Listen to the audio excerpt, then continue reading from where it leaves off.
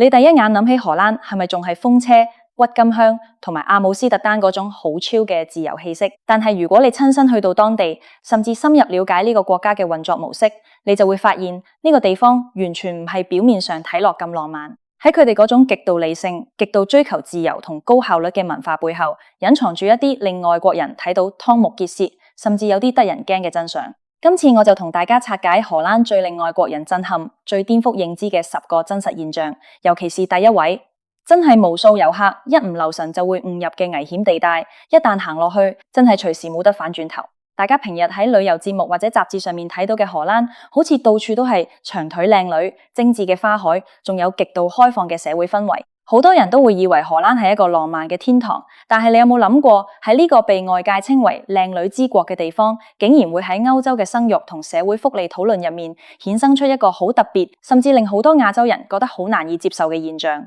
好多外籍人士或者留學生剛剛去到荷蘭，最先感受到嘅並唔係浪漫，而係一種極度赤裸嘅現實感。大家都知荷蘭人嘅身高等同於巨人，男嘅平均身高接近184厘米，女嘅平均身高都超過170厘米。但比佢哋身高更令人震驚嘅係，佢哋極度直接，甚至乎係毫無感情嘅說話習慣。喺荷蘭，佢哋有一種文化叫做 directed， 亦即係直來直往。喺香港或者亞洲文化入面，大家講嘢好講，求禮貌同委婉，就算有意見都會兜個圈講，避免大家尷尬。但係荷蘭人完全唔同，佢哋會當面直截了當同你講，你今日呢套衫好難睇，你呢個方案完全冇邏輯。喺外國人眼中，呢種直白簡直近乎無情，甚至有啲得人驚。但對佢哋嚟講，這只係追求效率同誠實。如果一個25歲嘅外國年輕人去到當地打工，好容易會被呢種零社交過濾器嘅說話方式打擊到懷疑人生。更讓人難以適應嘅係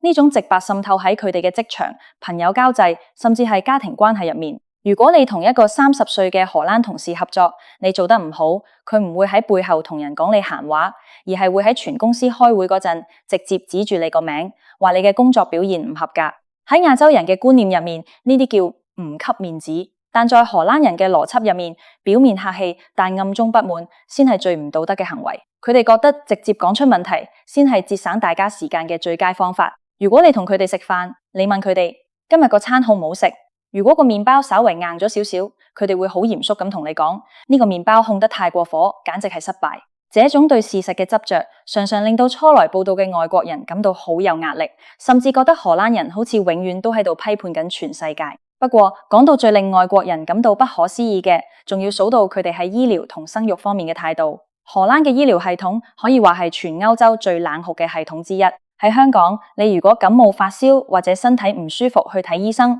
醫生通常都會開藥、打針，甚至叫你休養。但係喺荷蘭，家庭醫生最常用嘅一句說話就係返去飲多水，食2粒撲熱息痛，休息下啦。佢哋極度相信人體嘅自然免疫力，除非你已經奄奄一息，或者發燒燒到40度以上，否則醫院係唔會輕易同你做深度檢查或者開抗生素嘅。就算係一個38歲嘅成年人，因為嚴重感冒去睇醫生，醫生都只會平淡咁同你講，身體需要時間自己康復，開藥只係破壞你自身嘅免疫系統。這種醫療觀念讓好多 habituated 於亞洲效率高、隨時可以照 CT 攞藥嘅外國人感到無助。如果你喺荷蘭發高燒，去到診所，醫生可能連聽診器都懶得攞出嚟，只係俾一張衛教紙你，叫你返去瞓覺。好多喺當地生活嘅港人或者華人，甚至會開玩笑話喺荷蘭病咗，最有用嘅藥物永遠都係自己從香港帶過去嘅保濟丸或者成藥，因為當地醫生嘅自然療法真係令人等到心慌。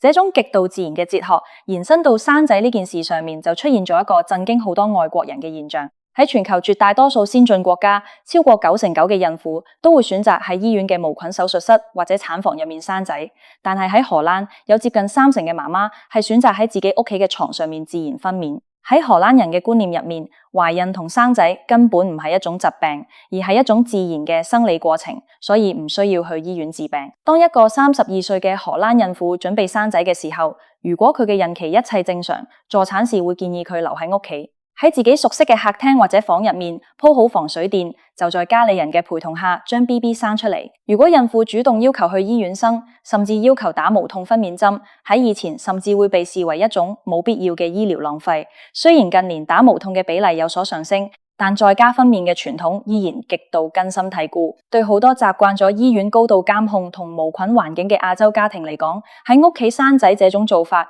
聽落簡直係不可思議同充滿風險。但在荷蘭人眼中，這先係最尊重生命、最自然嘅方式。亦都因為呢種極度開放，甚至乎係對身體極度理性嘅態度，荷蘭喺代孕、合法交易以及性觀念上面嘅前衛程度，遠遠超過咗大家嘅想象。雖然荷蘭政府一直禁止商業性質嘅代孕，但係因為佢哋完善嘅法律保護同極度開放嘅醫療環境，荷蘭成為咗全歐洲極少數可以合法實施利他性代孕嘅國家之一。喺好多保守國家嘅人眼中，這種將女性身體同生育功能極度制度化、法律化嘅操作，簡直令佢哋無法理解。甚至在網絡討論入面，有人會用歐洲子宮這種極端嘅字眼嚟形容荷蘭喺代孕議題上嘅複雜角色。但喺荷蘭人眼中，佢哋只係用最法律化、最透明嘅手段去處理人類社會本來就存在嘅需求。喺荷蘭嘅法律架構下，如果一個40歲嘅女性因為生理原因無法生育，佢嘅親朋好友可以出於無償幫忙嘅目的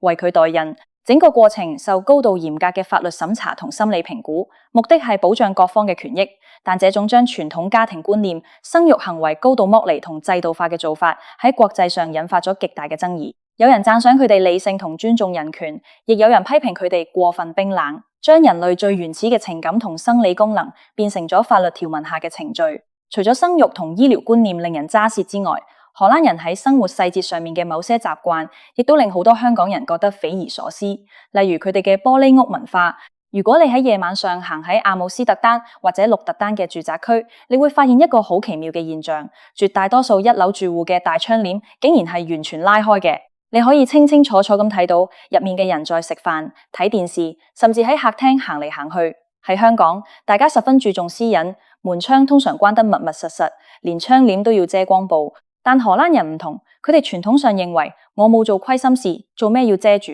甚至將拉開窗簾視為一種透明同信任嘅象徵。但對遊客嚟講，行過路過一眼睇晒人哋屋企嘅私密生活，嗰種感覺真係好奇妙，甚至有啲尷尬。這種不遮掩嘅文化起源於荷蘭歷史上嘅加爾文教派傳統。當時嘅宗教觀念強調生活要光明磊落，唔能夠喺暗地裏做違背道德嘅事。時至今日，雖然好多荷蘭人已經唔再信教，但呢個習慣卻保留咗落嚟。一個28歲嘅荷蘭年輕人可能喺自己客廳打緊打機，窗外幾米之外就係行人路，無數遊客行過睇住佢，佢都可以完全當無事發生，眼神都唔會避開。但對於亞洲遊客嚟講，行過嘅時候，眼神到底應該睇邊度？睇入去好似好偷窺，唔睇又覺得成個窗咁大，好難 ignore。這種文化衝擊真係十分強烈。更令人不可思議嘅係荷蘭人嘅飲食文化。荷蘭雖然係歐洲最富裕嘅國家之一，但佢哋嘅飲食習慣竟然可以簡單到令亞洲飲食大國嘅人感到震驚。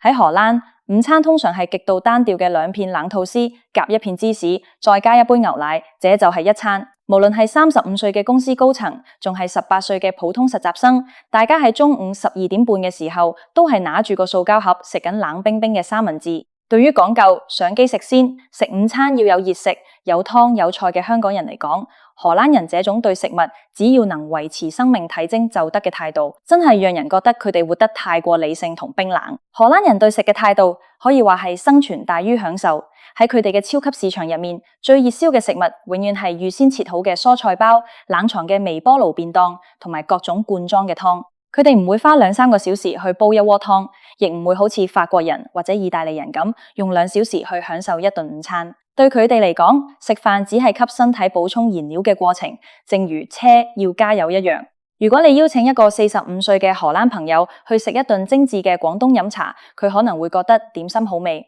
但同時亦會困惑點解要花咁多時間喺餐桌上面。另外，荷蘭嘅交通系統亦都係一個極度硬核嘅存在。大家都知道荷蘭係單車王國，全國家有1700多萬人口，但單車嘅數量竟然超過2200萬架。喺荷蘭，單車路嘅優先權甚至高過行人同私家車。如果你係一個外地遊客，行路唔小心踩入咗路邊，塗上紅色漆油嘅單車專用道，你隨時會聽到背後傳嚟急速嘅單車鈴聲，跟住就會被當地嘅單車手用極快嘅速度掠過，甚至會被用粵語講即係粗口嘅荷蘭文問候。喺荷蘭，單車手係唔會避行人嘅，佢哋認為你侵犯咗佢哋嘅路權，撞到你都係你嘅責任。這種對規則嘅絕對執着，往往令第一次去旅遊嘅外國人嚇出一身冷汗。喺阿姆斯特丹或者烏特勒支嘅市中心，單車嘅流量喺上下班高峰期簡直好似高速公路一樣。一個22歲嘅當地學生可以一手拎住杯咖啡，一手握住單車頭，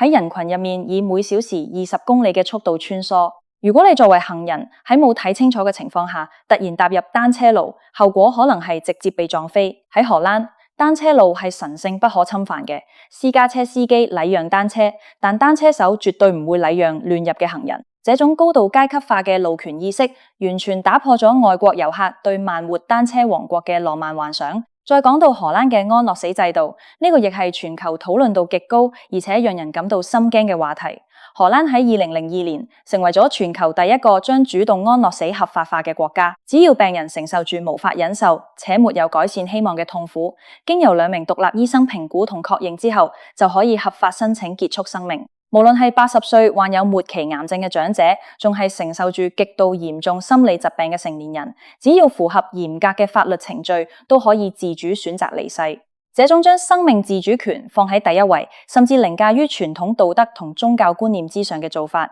喺好多文化入面被視為極度冷酷，但喺荷蘭人眼中，這係對人性尊嚴嘅最高尊重。更令人震驚嘅係，荷蘭近年甚至開始討論將安樂死嘅適用範圍擴大到嗰啲覺得自己生命已經完整，就算冇患上絕症，但覺得活夠咗嘅高齡長者身上。例如一個85歲嘅老人家，如果覺得自己身體功能衰退，同身邊嘅社會失去聯繫，覺得人生已經冇意義，佢哋希望可以有尊嚴咁離開。這種將生死睇得極度透徹，甚至乎係極度制度化嘅社會氛圍，對於深受好死不如賴活、百善孝為先傳統思想影響嘅亞洲人嚟講，衝擊力簡直係震撼級別嘅。但如果你以為荷蘭人只係生活簡單、制度冷酷，那就大錯特錯。佢哋喺處理社會問題同危險事物上面，展現出嘅係一種極度冷酷嘅實用主義。好似大家都知道嘅合法軟性毒品議題，喺阿姆斯特丹，大麻係可以喺指定的咖啡店 （coffee shop） 合法購買嘅。但好多外國遊客唔知道嘅真相係，這種所謂嘅開放背後係極度嚴格嘅控制同統計。荷蘭政府並唔係鼓勵人去食大麻，而係覺得既然阻止唔到，不如擺喺明處管理。然而，這種政策亦都帶來咗副作用。阿姆斯特丹漸漸成為咗全歐洲甚至全世界吸毒者同地下交易嘅集散地之一，甚至連當地治安都受到咗極大嘅考驗。喺阿姆斯特丹嘅某些街區，夜晚會有好多20多歲嘅外國遊客，因為過度吸食大麻或者飲酒，喺街頭嘔吐、失控，甚至引發衝突。當地居民對這種情況苦不堪言。市政府近年甚至要推出 Stay Away 遠離阿姆斯特丹嘅宣傳運動，專門勸退嗰啲只想去阿姆斯特丹酗酒吸毒嘅外國年輕男性。這種表面上極度自由開放，但背後衍生出嘅社會秩序混亂，係好多淨係睇過明信片嘅遊客完全想象唔到嘅一面。荷蘭人對錢嘅精明程度，亦都係全歐洲出咗名嘅 Going Dutch， 各自付款。呢個英文字母嘅由來，正正係源自於外國人對荷蘭人精打細算習慣嘅調侃。喺荷蘭，朋友之間聚會食飯，就算只係幾歐元嘅咖啡錢，返到屋企之後，對方都會用手機 Apps 發一個 Tiki 電子收款連結俾你，精確到小數點後2位，要你轉返1歐元50仙俾佢。對於講究豪爽、中意搶住埋單嘅亞洲人嚟講，這種連1毫子都要算得清清楚楚嘅做法，真係令人覺得冷淡同尷尬。甚至乎，如果你去一個36歲嘅荷蘭朋友屋企做客，佢哋招待你嘅方式，亦可能會讓你大跌眼鏡。喺香港，如果有客人到訪，主人家通常會拿出大量零食、水果，甚至煮一頓豐盛嘅晚餐。但喺荷蘭，好常見嘅情況係，主人家會俾你一杯咖啡，再打開一個餅乾盒，俾你拿1件餅乾。跟住就會當面將餅乾盒蓋上，並收落櫃入面。佢哋覺得俾你1件餅乾係禮貌，但如果你想食第2件，那就係貪心或者唔懂分寸。這種精確到骨子裏嘅度量衡文化，令好多習慣咗熱情好客嘅外國人感到被冷落。講到呢度你就明白，荷蘭呢個國家表面上係個浪漫美妙嘅童話世界，但底子裏卻係一個將極度自由同極度冷酷制度完美結合嘅機械體。而喺這10個讓人震撼嘅真相入面，最危險、最令遊客措手不及嘅，絕對係排喺第一位嘅真相。喺阿姆斯特丹或者其他荷蘭大城市，如果你去到著名的紅燈區或者某些特定嘅合法交易場所，你會發現一個極度嚴厲、完全冇得通融嘅鐵律，絕對禁止遊客或者任何人拿起手機、相機行近拍攝。好多去過歐洲旅行嘅遊客，去到紅燈區都會有一種好奇心，想拎起手機影2張相留念，或者記錄一下這個地方嘅景象。但係喺荷蘭嘅紅燈區，這係一個萬萬不能觸碰嘅絕對紅線。一旦你拿着手機或者相機行近嗰啲櫥窗，甚至只係做出一個疑似要拍照嘅動作，後果會快到同嚴重到你完全無法想象。喺嗰度，每一個櫥窗背後，每一個巷仔口，都有極度嚴密嘅安保人員同地下勢力喺度目不轉睛咁盯着。你一旦拿起手機行近，下一秒可能就會有幾個身材魁梧嘅保安瞬間衝過嚟，直接奪走你嘅手機，甚至當場將你嘅相機或者手機重重咁砸喺地上砸碎。喺更嚴重的例子入面，如果被認定係故意偷拍或者犯規，你可能會直接被強行拉入巷仔，被迫清空所有記憶卡，甚至被罰巨額現金才能離開。喺嗰個區域，警察對於這類因偷拍而引致嘅衝突，態度往往係極度偏向保障從業者嘅私隱權，遊客根本冇得講理，更冇得反轉頭。一個24歲嘅外國留學生曾經因為好奇喺紅燈區拿出手提電話想影街景，結果手機直接被櫥窗內嘅從業者搶走並扔入河入面，而周圍嘅巡邏人員同警察只係對佢進行咗警告，要求佢立即離開。呢個鐵律背後係荷蘭人對職業私隱同人權嘅一種極端保護。喺荷蘭，性感從業者係一種合法的職業，佢哋有交稅，受法律保障。但係佢哋許多人在現實生活入面有自己嘅家庭、朋友同社交圈子，佢哋絕不希望自己嘅工作畫面被上載到網絡，或者被陌生遊客當成景點拍照。荷蘭法律同當地秩序極度嚴格咁劃定咗呢條界線。你可以睇，可以消費，但你絕對唔可以將鏡頭對準佢哋。無數第一次去荷蘭嘅遊客就係因為唔了解這個極端嘅真相，以為既然合法就可以隨便影相，結果行近咗那條紅線，手機被毀，身陷險境，甚至連旅行嘅心情都徹底被毀掉。荷蘭用最開放嘅姿態歡迎全世界，但同時亦用最冷酷、最直接嘅規則懲罰每一個無視佢哋底線嘅人。這就係荷蘭，一個看似包容、浪漫，但實際上極度理性，甚至有啲得人驚嘅國家。去到這裡旅行，享受佢哋嘅自由同美麗之餘，千祈要記住呢啲真相，千萬唔好用我們習慣嘅思維去衡量呢個地方，更加唔好喺危險嘅邊緣行近，因為喺呢個極度理性的國度裡，有些錯一旦犯咗，真係冇得反轉頭。